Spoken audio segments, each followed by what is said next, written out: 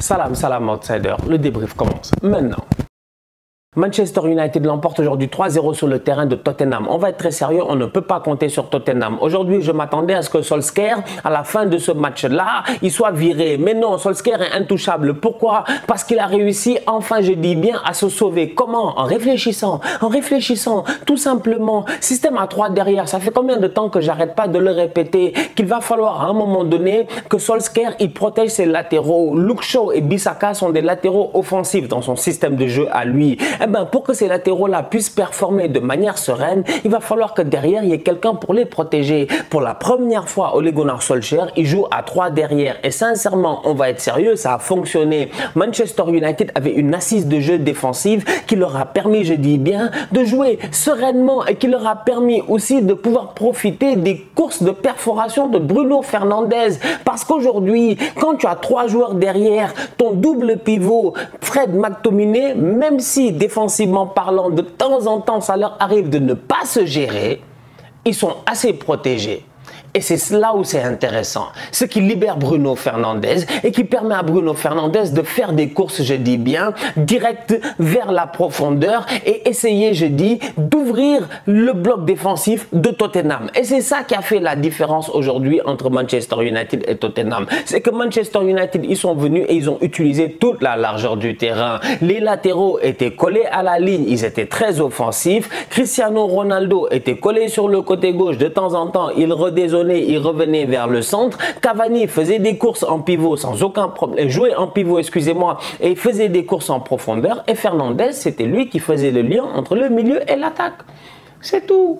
Franchement, maintenant moi, si tu me dis que ce système-là, il a fonctionné aujourd'hui, je suis d'accord. Peut-il fonctionner à long terme? Je dis oui, mais peut-être pas avec ces joueurs-là. Parce que Paul Pogba, quand il va revenir, va bien falloir qu'on le réintègre dans cette équipe-là. Comment est-ce que Ole Gunnar Solskjaer va réintégrer Paul Pogba dans cette équipe-là?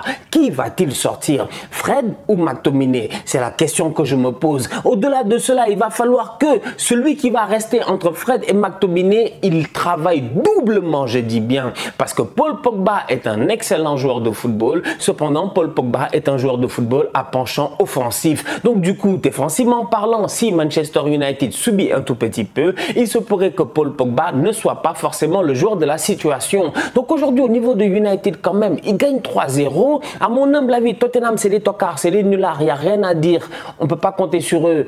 Ils ont perdu le match et tout. Mais Manchester United a peut-être enfin trouvé un système de jeu qui lui va. Les joueurs sur le terrain aujourd'hui étaient intéressants, c'était les bons joueurs qu'il fallait. Sur le long terme, il y a quelques changements qu'il faudra faire. Lesquels? C'est pas à moi de décider. Ça, c'est le job de Ole. Un but, une passe décisive pour Cristiano Ronaldo. Il a été excellent aujourd'hui. Franchement, il a été excellent. Depuis le début de la saison, il est très bon. Ça lui arrive de souffrir. Ça lui arrive. Il y a des matchs où, même ces derniers matchs où il a été transparent. Cependant, l'équipe collectivement au complet n'a pas été là. Maintenant, Cristiano Ronaldo, il fait un bon match aujourd'hui. C'est à saluer. Parce que Cristiano Ronaldo a fait un bon match où, si tu regardes bien, avant de claquer son but, il n'a presque pas d'occasion. Il n'a presque pas d'occasion. Il galère, je dis, dans le match. Il est là, mais il n'y a pas d'occasion. Tu sens que United, ils sont posés, ils sont stables. Il y a l'équilibre qu'il faut. Mais tu sens que United peine à trouver, je dis, les solutions pour trouver leurs attaquants. Et donc, Cristiano, il cherche. Il est là, il dézone, il essaie de bouger et tout. Il joue en une touche, mais on n'arrive pas forcément à trouver Cristiano Ronaldo comme il se doit. Cependant, à la minute où on a trouvé Cristiano Ronaldo, il fait quoi? Il fait mouche. Il claque un super but. Franchement, la volée de Cristiano Ronaldo, elle est sensationnelle. En toute honnêteté, je dis bien, elle est sensationnelle. Parce que le défenseur Ben Davies, il saute. Mais 9 joueurs sur 10, en toute honnêteté, le fait que Ben Davies a sauté comme ça, si proche du ballon, ça les a perdus. Ils seraient éblouis, comme si le soleil les avait frappés dans les yeux. En fait, ils auraient sûrement loupé le ballon ou dévissé leur frappe. C'est pas Cristiano Ronaldo, vous le connaissez. Il vient, il claque une frappe, une volée extraordinaire et Hugo Lloris est battu. Et c'est le même Cristiano Ronaldo qui claque un super but, qui donne un passe décisive à Cavani. Mais ma foi, le dribble avant, mais s'il vous plaît, il fait un dribble quand même de réajustement, mais après il réajuste son corps. Non, il est trop méchant. Aïe, aïe, aïe. J'étais là et j'ai dit, mais attends. c'est Cristiano ou c'est Bruno Fernandes? C'était Cristiano Ronaldo. Franchement, il n'y a rien à dire. Peut-être sa meilleure performance depuis qu'il est arrivé, sa performance peut-être la plus accomplie. Encore une fois, le seul problème, c'est que c'est face à Tottenham. Et Tottenham, c'est les tocards. C'est tout. Mais mis à part ça, top performance de la part de CR7. Cavani était associé à Cristiano Ronaldo en attaque et Cavani a été très intéressant. Il a été très bon. Maintenant, dans le long terme, je vois plus Cristiano Rashford.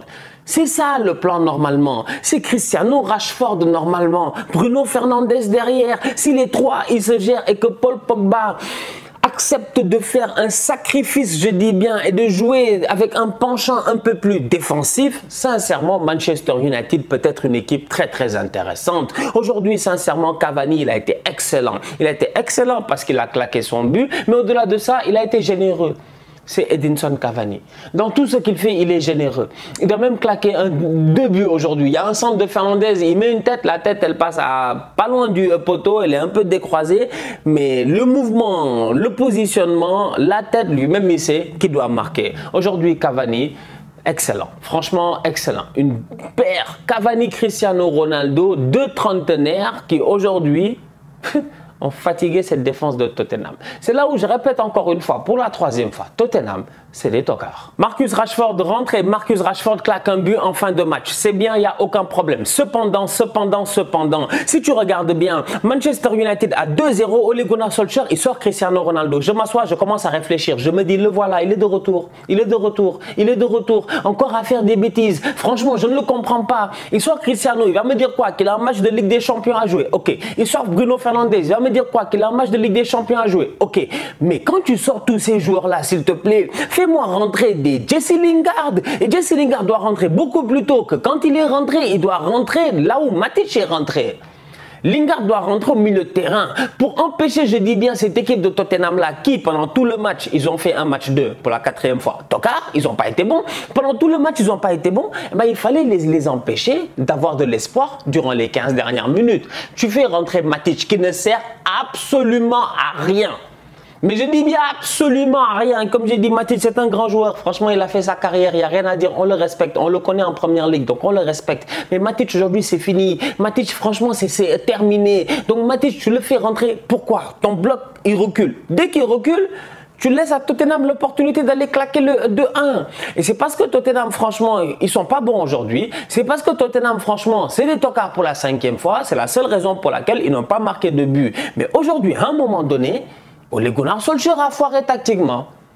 Eh ouais, tu recules pas, tu mènes 2-0, toi-même tu sais que tu dois mettre un 3e but. Toi-même tu sais que tu dois aller chercher ce 3e but-là. Ne recule pas, attaque.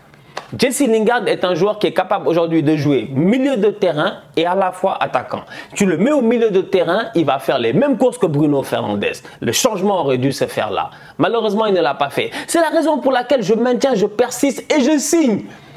Manchester gagne 3-0 aujourd'hui. Le changement tactique de dispositif, tout ça a été fait. Mais Ole Gunnar Solskjaer, tout comme Tottenham, c'est un tocard encore une fois. Et je n'ai pas confiance en lui sincèrement. Parce qu'il n'y a aucun choix qu'il fait qui est réellement logique. En fait, lui, il faut qu'il soit dos au mur, qu'on soit sur le point de le fusiller pour qu'il commence à réfléchir un peu. Et même là, il passe à 3 derrière et qui me dit que c'est pas après 25 débriefs écoutés et 35 analystes qui en ont parlé qu'il a commencé à vraiment cogiter. Bon match de Aaron Wan-Bissaka. Bissaka apprend à centrer.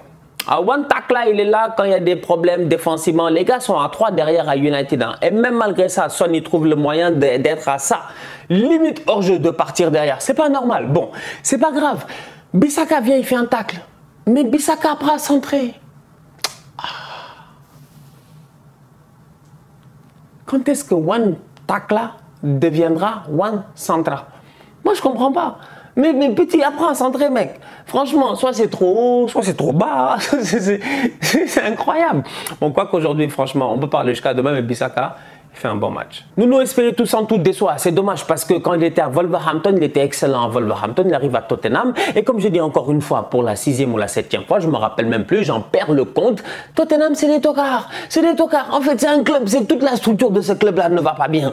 Ils vont jamais rien gagner. Ils gagneront jamais rien. Mais au-delà de cela, c'est une prison. On va être très sérieux. C'est pas possible. En toute honnêteté, Harry Kane aurait dû partir. Le voilà, il est là, il est bloqué. Il n'a plus de motivation. Ça se voit. Harry Kane, jamais je l'ai vu rater autant de passes. Jamais j'ai vu Harry Kane ne pas être aussi tranchant. Harry Kane, en fin de match, il y a un contre. Le Harry Kane bandit qu'on connaît, il frappe. Il frappe, il tente sa chance, il n'ose même plus frapper Harry Kane. Je pense que l'envie n'est peut-être plus là. Son, il est trop talentueux pour ce club-là. Le voilà, il a renouvelé. Pourquoi? Pourquoi? Mais pourquoi? Franchement, pourquoi? C'est-à-dire qu'il y a des choix qui ont été faits dans ce club, je ne comprends pas. Nuno, il joue face à Manchester United. Il voit que Manchester United a une défense à 3 derrière. Ils ont des ailiers, des latéraux qui sont offensifs.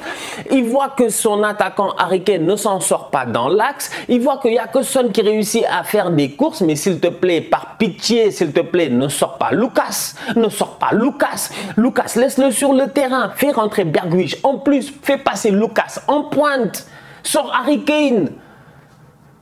C'est pas parce que c'est Harry Kane qui ne doit pas sortir, franchement. Aujourd'hui, Tottenham avait besoin de largeur, de maximum de largeur possible, en fait. Ils avaient besoin d'un maximum de largeur avec des Emerson Royal, avec peut-être des Reguilón, si c'était possible et tout ça. Il y avait moyen d'aller faire mal à Manchester United, de profiter de jouer dans le dos de Bissaka et de Luke Shaw. Malheureusement, ils ne l'ont pas fait. Parce que leur coach, j'ai l'impression que Nuno, l'Esprit Saint, Espiritu Santo, a été corrompu, franchement. Ce n'est plus un Esprit Saint. Qu'est-ce qui s'est passé? On a perdu notre Nuno. Parce que Nuno, il prenait des décisions qui étaient radicales, qui étaient claires, qui étaient nettes, qui étaient précises. À Wolverhampton, il a eu à le faire plusieurs fois. Aujourd'hui, à Tottenham, il peine. Ah, Tottenham, franchement, ok, c'est les tocards, c'est mon ennemi. Je les aime pas, je suis d'accord. Mais j'aurais aimé quand même qu'ils fassent match face à Manchester United, que ce soit intéressant. Aujourd'hui, ça n'a pas du tout été intéressant au niveau de Tottenham. Ils ne se sont pas gérés.